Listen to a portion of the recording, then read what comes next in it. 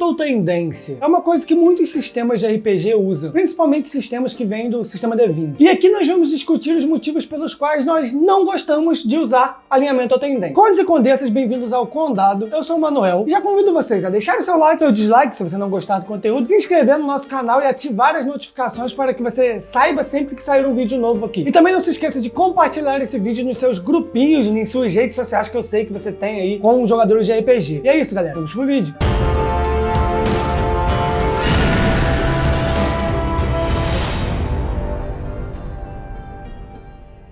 Primeiro vamos começar explicando o que é alinhamento. Alinhamento ou tendência, eu prefiro inclusive chamar de tendência do que alinhamento, porque dá uma questão mais simples de se entender, porque o personagem tende a fazer aquele tipo de ação. Ele traz alguns conceitos de dilemas morais que são diametralmente opostos, como bem e mal, caos e ordem, ou neutralidade, que fica no meio de todos esses conceitos. Isso é muito usado em alguns RPGs para delimitar as ações de seus personagens ou NPCs, dizendo esse personagem é bom ou esse personagem é mau. Isso é usado na mecânica do sistema, às vezes, como em D&D 3.5, ou Pathfinder, ou as edições anteriores de D&D, que usam isso de forma sistêmica mesmo, onde você ser bom te trará algumas coisas em relação aos seus números dentro da sua ficha. Por exemplo, em D&D 3.5 você tem a obrigatoriedade de todos os paladinos serem leais e bons, e sua habilidade chamada destruir o mal, ou detectar o mal, tudo em relação ao mal, ou tem o oposto disso, relacionado ao bem, ou à ordem, ou ao caos, sempre tem esse tipo de coisa diretamente ligada ao sistema. Mas por que a gente está dizendo que isso é ruim se é uma coisa sistêmica? Porque, primeiro, nas edições mais modernas de RPG, como D&D 5ª edição, isso não é mais necessário. Não é mais uma questão sistêmica. Então aí já se perde um dos sentidos de se usar. Porque já que isso não é uma coisa obrigatoriamente sistêmica, você já perde um pouco do sentido da coisa. E o segundo ponto é aí que nós entramos nessa questão. O bem e o mal, ele é realmente isso? Ele é preto no branco?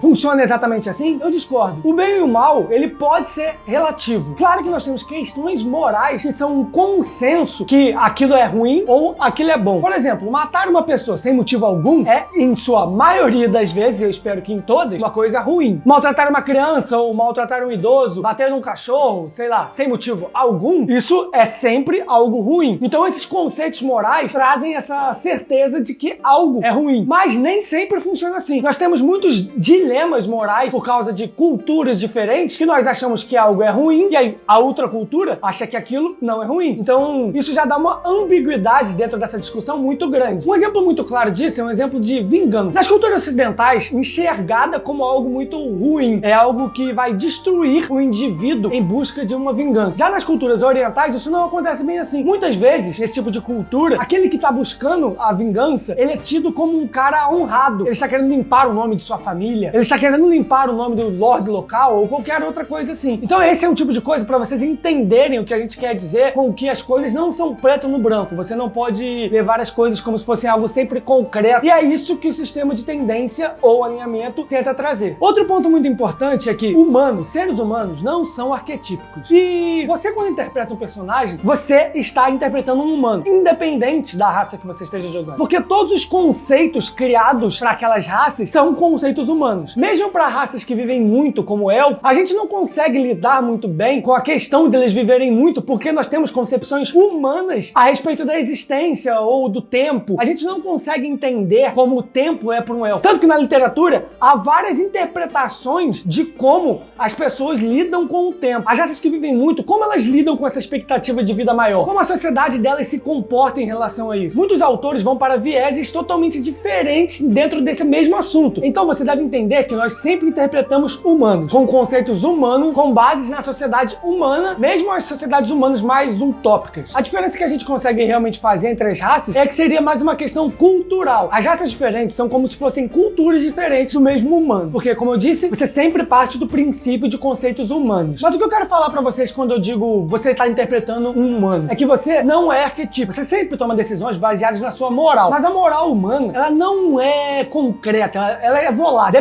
dependendo da situação, você toma decisões que vão contra a sua moral, porque às vezes aquilo só te beneficia, ou qualquer outro motivo. A moral humana, ela não é sempre reta, ela não vem sempre numa única direção. E você não pode achar que seu personagem é assim. Por exemplo, se um policial mata alguém, não dentro de um confronto, porque aí as coisas realmente mudam, mas sim um criminoso que ele foi pego em flagrante e tentou fugir, o policial acaba atirando e aquela pessoa morre. Aquele policial, ele tem dentro de si a certeza que ele cometeu uma atitude boa. Por quê? Porque ele tirou um criminoso do mundo. Tudo bem, se você for transformar isso em alinhamento, você vai querer falar que esse policial ele é leal e neutro. Afinal, ele seguiu as leis e não fez nada mal em relação às leis que ele tem que cumprir. Aí nós temos dois problemas. O primeiro é que se ele realmente for leal e neutro da maneira que nós enxergamos alinhamento e tendência, que é algo sempre concreto e reto, é que ele teria que ser assim o tempo inteiro. Ele nunca poderia cometer nenhum crime ou passar pano pra cima de algum crime, e nós sabemos que isso acontece. Em algum momento da vida dele ele vai, sei lá, furar um sinal de trânsito ou baixar pirataria. Todas essas coisas são crimes. Uma criatura leal e neutra, teoricamente, ela nunca poderia fugir desse conceito moral que é predeterminado pela sua tendência ou alinhamento. O segundo ponto não tem nada a ver com ele ser leal ou neutro ou não. É que esses conceitos, eles podem ser diferentes para pessoas diferentes. Por exemplo, eu posso olhar essa atitude desse policial e falar, não, ele cometeu um erro, logo ele foi contra a lei. Porque o dever do policial não é matar alguém, é prender alguém. O dever dele é retirar esse criminoso da sociedade. A não ser novamente em situações de confronto, porque aí